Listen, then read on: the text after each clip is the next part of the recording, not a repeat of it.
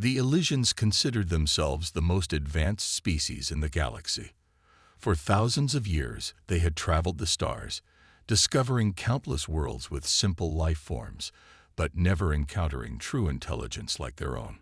Their society had eliminated conflict, disease, and hardship long ago, evolving into beings of pure logic and harmony. When the unusual signals reached their monitoring stations, many dismissed them as natural phenomena. But Director He-yun, always curious about the unknown, convinced the High Council to investigate. This pattern suggests artificial origin, she explained, pointing to the repeating sequences in the data.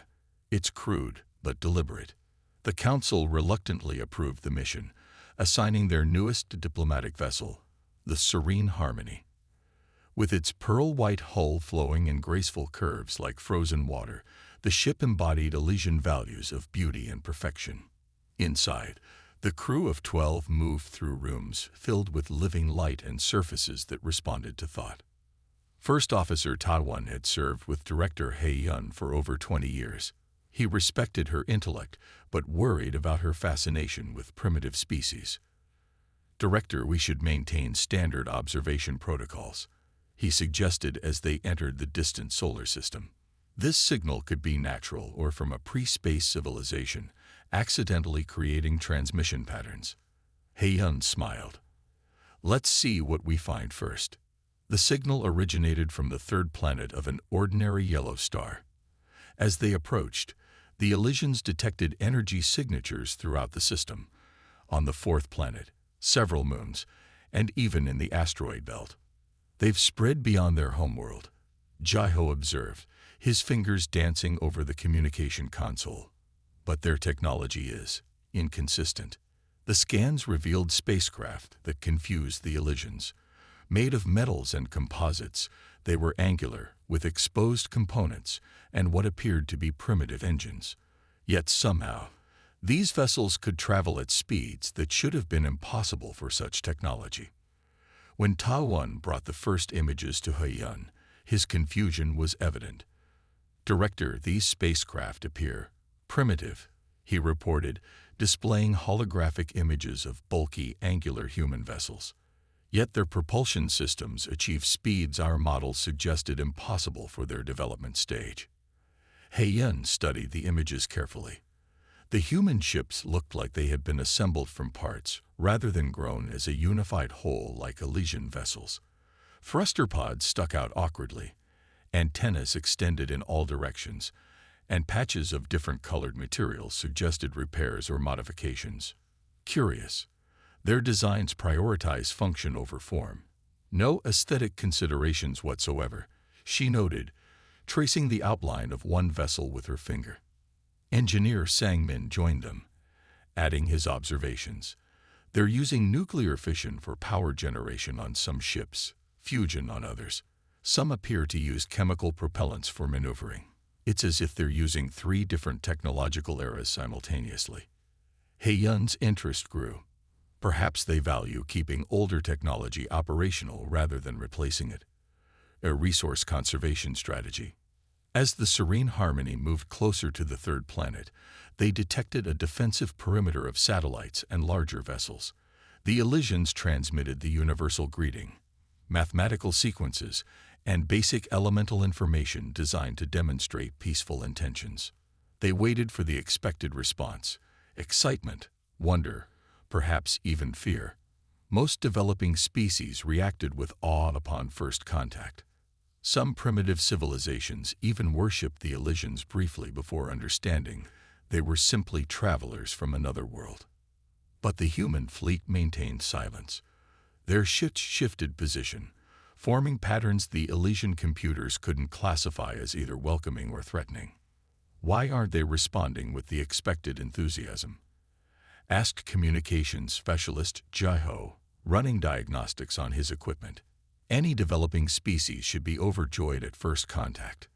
Security Officer Junho, usually quiet during missions, spoke up. Those formations, they're positioning themselves to maximize coverage of all approach vectors to their planet. He-yun's expression changed as she realized the implications. They're preparing for possible hostilities. This thought disturbed the Elysians deeply. Their civilization had evolved beyond violence so long ago that they struggled to recognize it in others. The idea that an intelligent species might respond to visitors with preparation for conflict rather than welcome was almost incomprehensible. "Have we done something to frighten them?" asked Medical Officer Su Jin. Perhaps our approach was too direct. He Yun considered this. "Send the greeting again, but include visual representations of our crew. Show them we are biological beings, not unlike themselves." The Elysians transmitted new messages, including images of themselves. Tall, slender beings with luminescent skin and large eyes adapted for their dim homeworld. They added simplified diagrams of their society, art, and scientific achievements. The human fleet remained silent, but they detected increased communication between the Earth vessels. The ships maintained their position, neither approaching nor retreating. "They're studying us," Heian realized, "assessing whether we're a threat." Taiwan looked troubled. "Director, if they assume hostile intent from visitors, what does that suggest about their own history?" Heian felt the first flicker of unease spread through her. The realization came slowly, then all at once. These humans had achieved space travel without first achieving peace among themselves. They expected visitors might come with weapons rather than knowledge. "Perhaps," she said quietly, "they have reasons to be cautious." The serene harmony hung in space, its perfect form a stark contrast to the functional human ships surrounding it. Two very different paths of evolution faced each other across the void.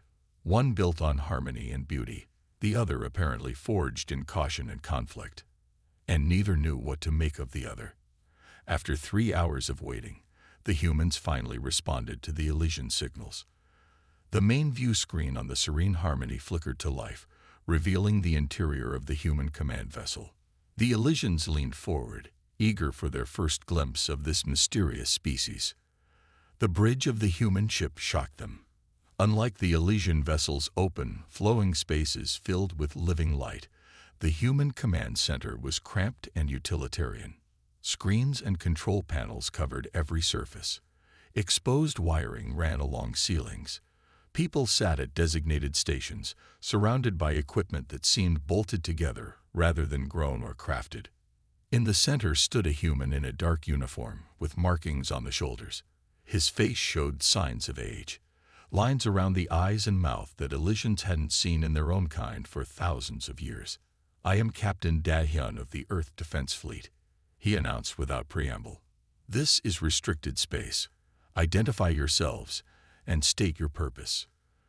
Director Heian blinked in surprise at the bluntness of the human's words.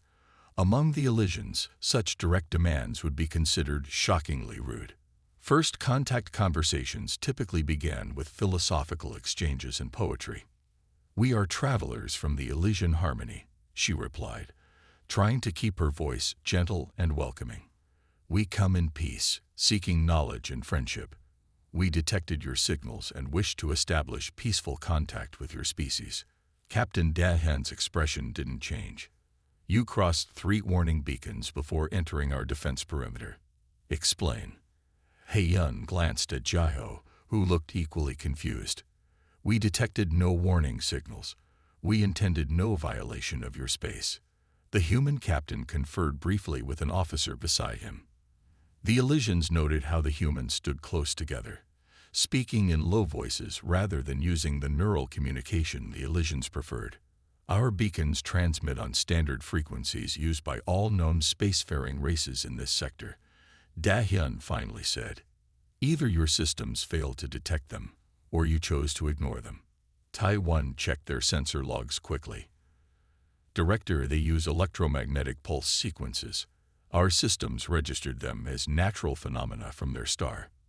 "Different technology," Heian murmured before addressing the human again. "Captain, we come from beyond what you consider known space.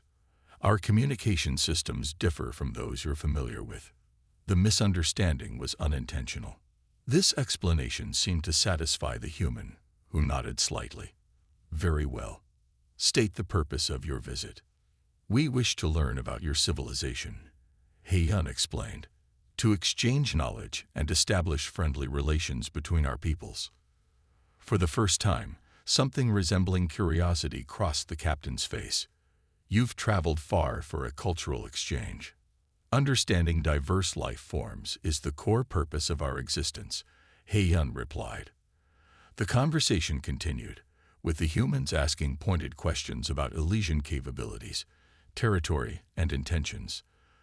The Elysians found this interrogative approach unsettling, but answered truthfully.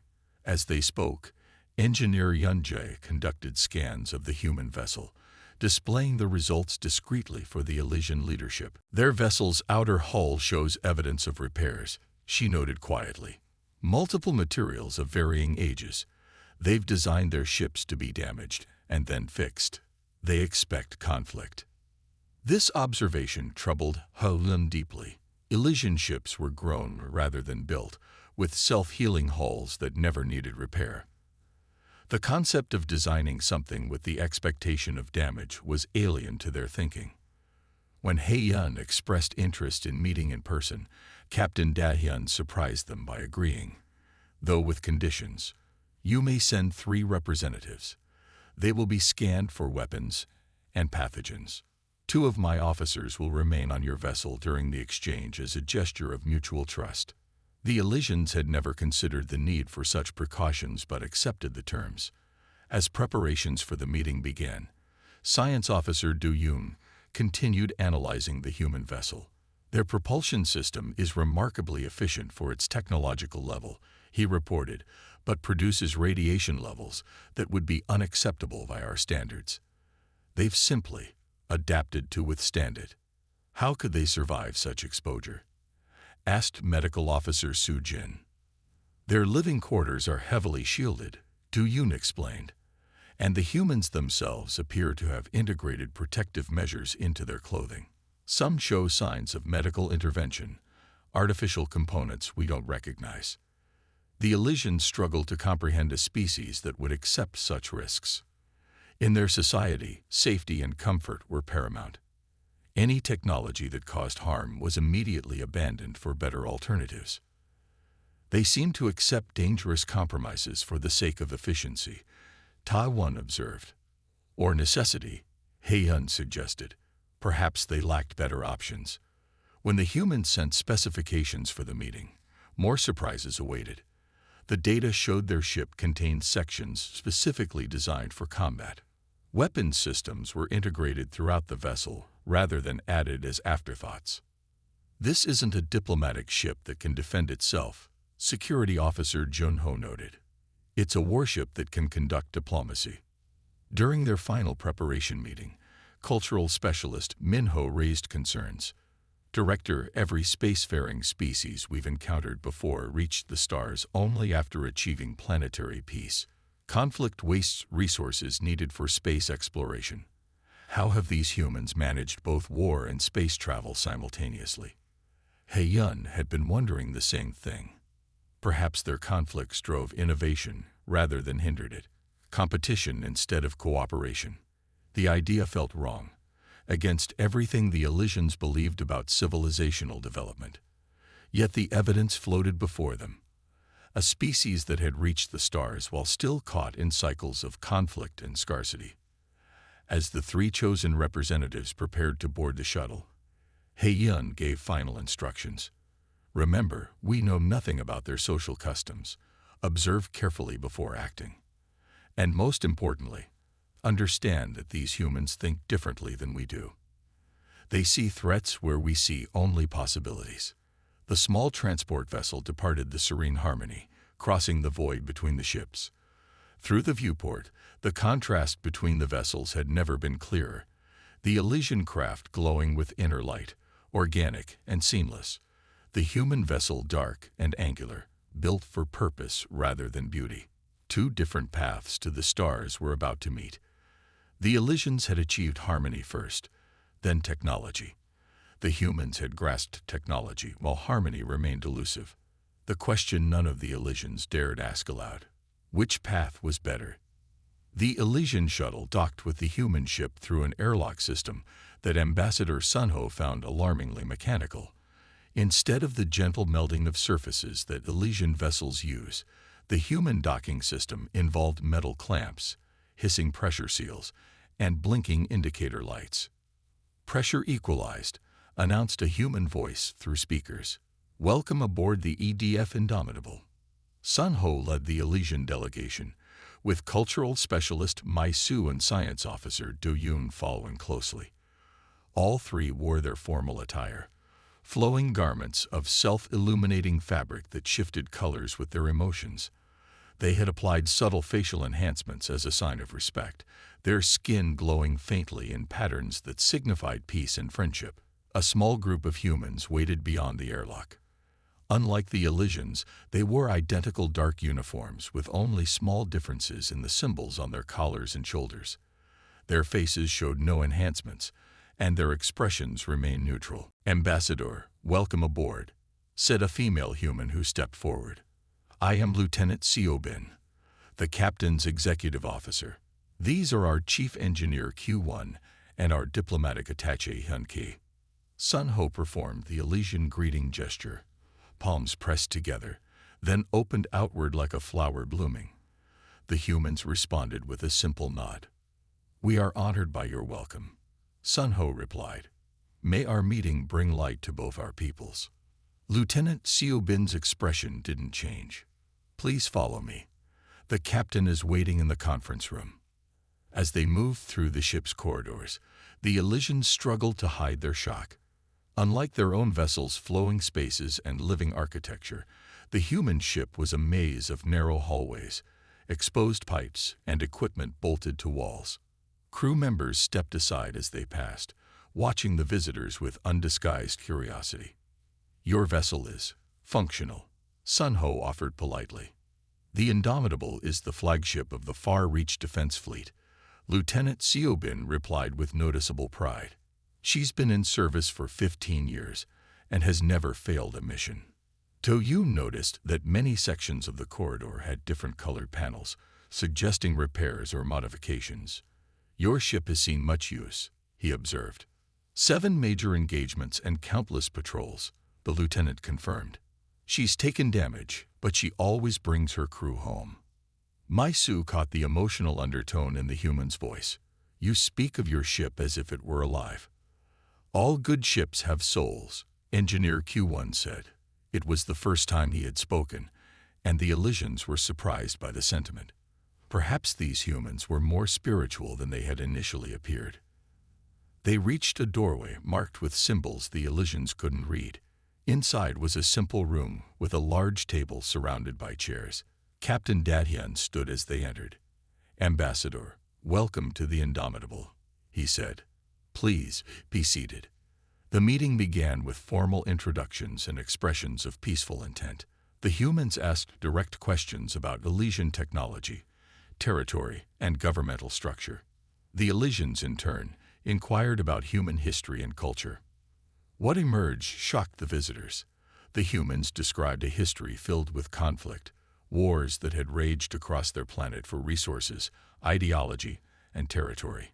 Even their ventures into space had begun as competitions between nations. "You achieved spaceflight through military competition?" Mai Su asked, unable to hide her dismay. "Our early space programs were extensions of missile development," Captain Dahyun acknowledged without apparent shame. "Later, space became a domain for cooperation, but defense has always remained a priority." After the initial discussions, the humans offered to show their visitors more of the ship. As they toured the vessel, the Elysians' confusion only deepened. In the engine room, Do Yoon noticed multiple backup systems for every critical function. "Why so much redundancy?" he asked Engineer Q1. "Because things break," the human replied simply, "especially in combat or unusual spatial phenomena." Sun Ho was particularly disturbed by the manual override controls visible throughout the ship. "Their systems have manual overrides for everything," he later reported to his colleagues. "They design with failure in mind." The medical bay revealed more surprises. The humans had not eliminated disease or physical suffering. Instead, they had developed treatments and pain management techniques. Some crew members bore scars or artificial replacements for lost limbs. Why not regrow the missing appendages? Duyun asked the ship's physician. We're working on that technology, she replied. For now, prosthetics are more reliable. The concept that technology might be unavailable or imperfect was foreign to the Elysians, who had long ago mastered biological manipulation. Most disturbing was their visit to what the humans called the recreation deck. Here, crew members engaged in physical contests that appeared painful, striking padded opponents, lifting heavy objects, or running until exhaustion. This is entertainment, Maisu asked, watching two humans grapple on a mat. Combat training and stress relief, explained Lieutenant Siobin. It builds strength and unit cohesion. When the tour concluded, the Elysian diplomats requested time to confer privately. In a small room provided for their use, they shared their observations.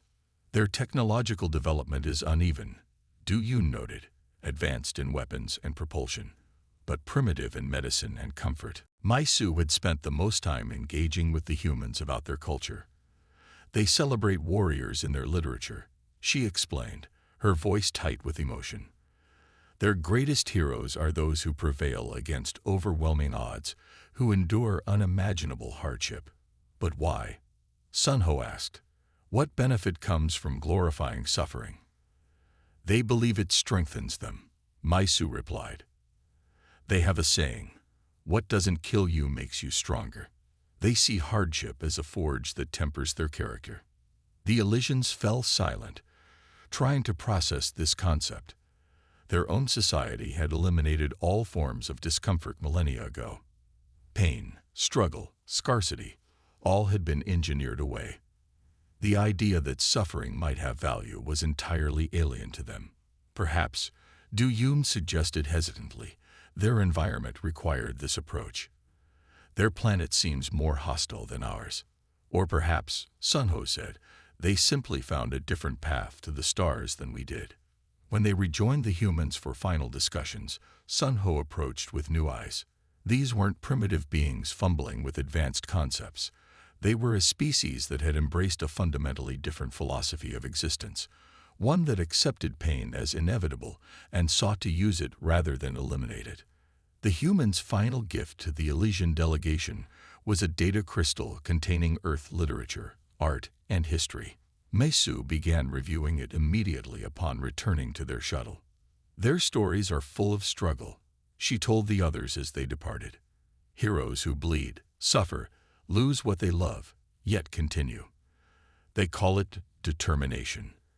I believe we have no equivalent word. The shuttle detached from the Indomitable, returning to the serene harmony. Behind them, the human vessel remained vigilant, its weapon systems neither activated nor fully dormant, ready, like its crew, for whatever might come next.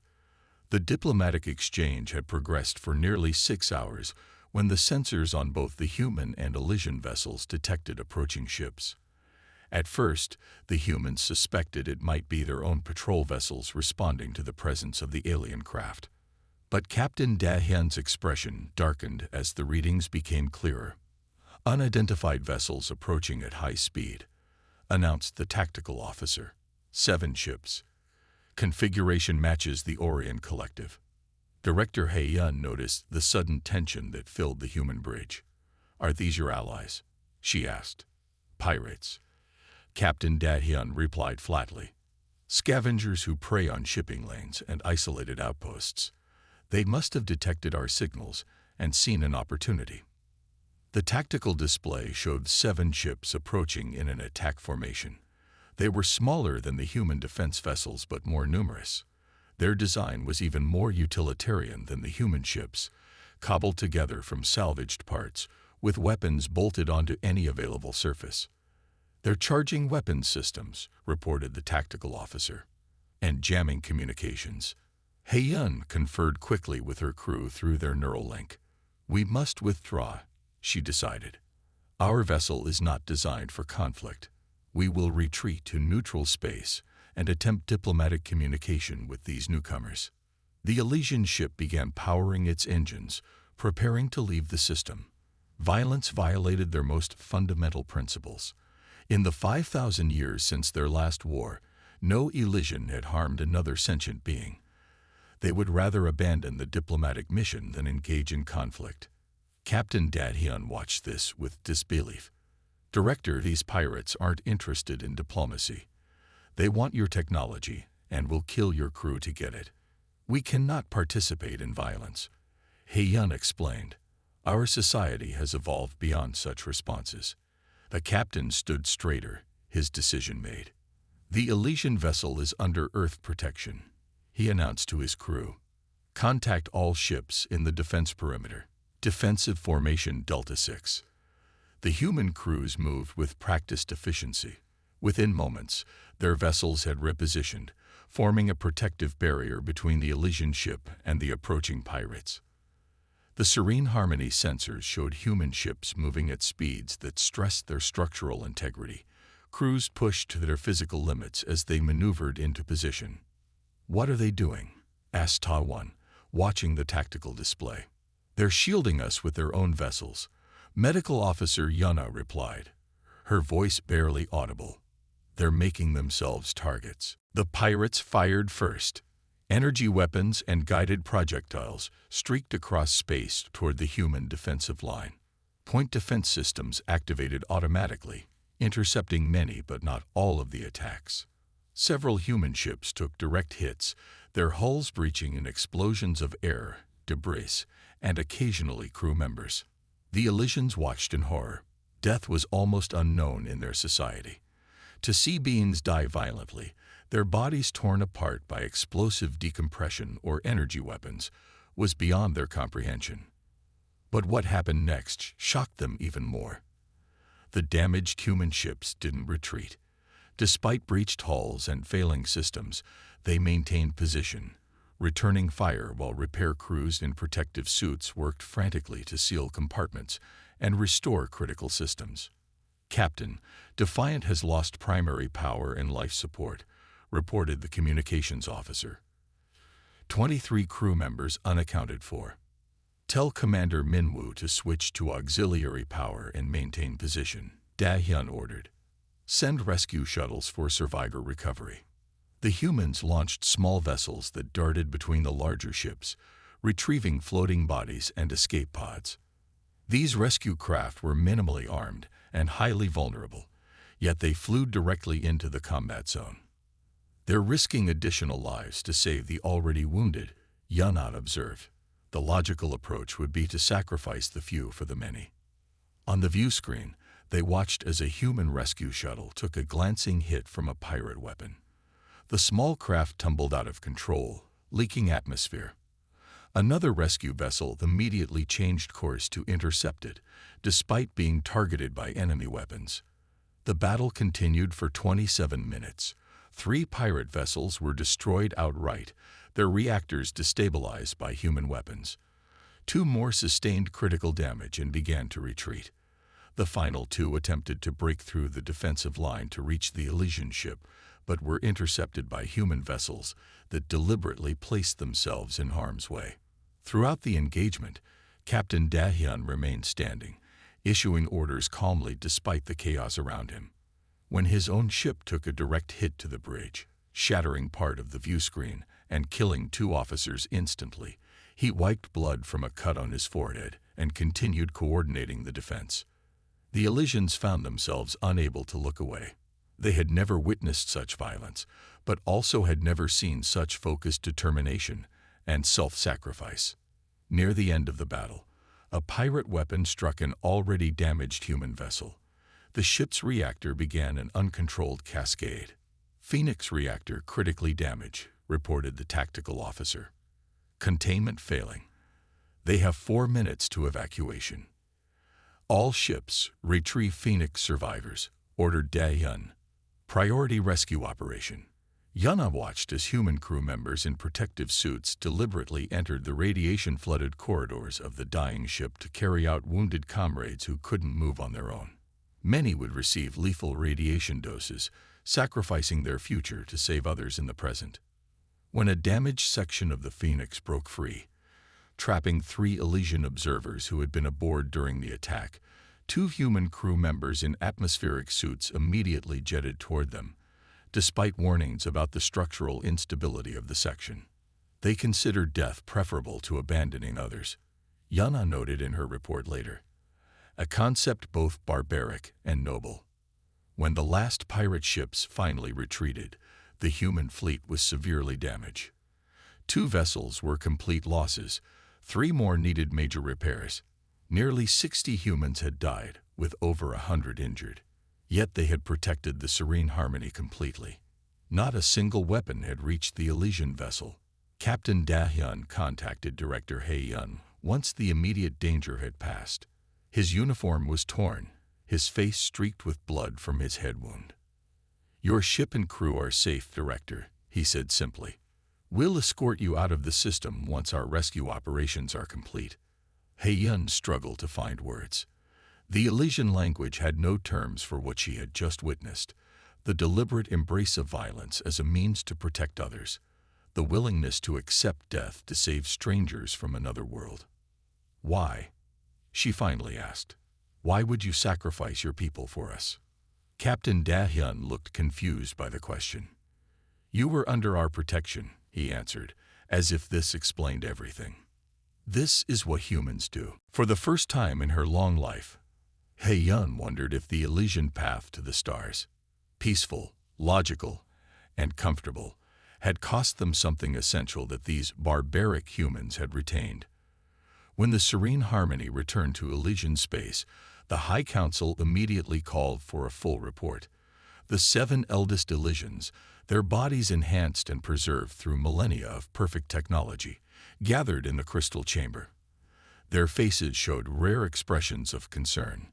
"Director Hae-yun, we have reviewed your preliminary findings," said Elder Binwoo, his voice soft yet carrying through the vast chamber. "You classify these humans as dangerous, yet you also recommend alliance. Explain this contradiction." Hae-yun stood before them, still troubled by what she had witnessed. In the 3 weeks since their return journey began, she had slept poorly, her dreams filled with images of humans fighting and dying to protect her ship. "Elders, I have prepared a comprehensive report," she began.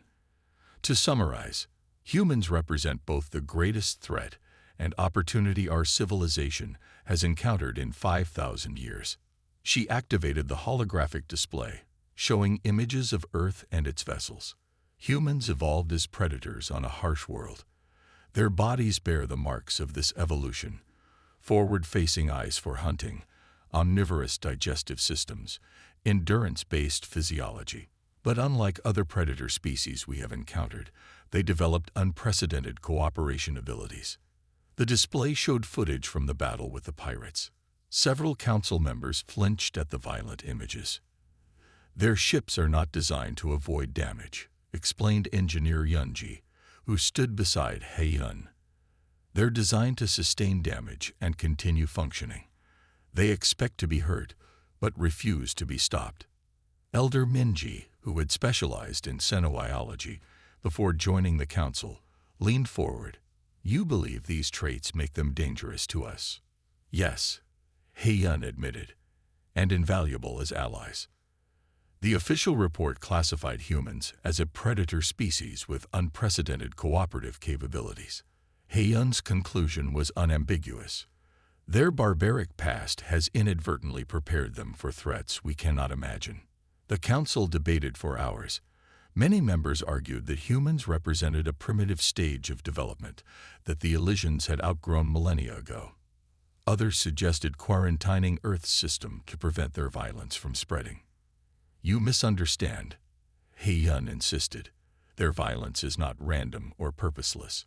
It is applied with precision, to protect, to defend, to preserve." Medical Officer Yuna presented her observations. "In analyzing human medical practices, I discovered something remarkable. They use pain as diagnostic information rather than eliminating it.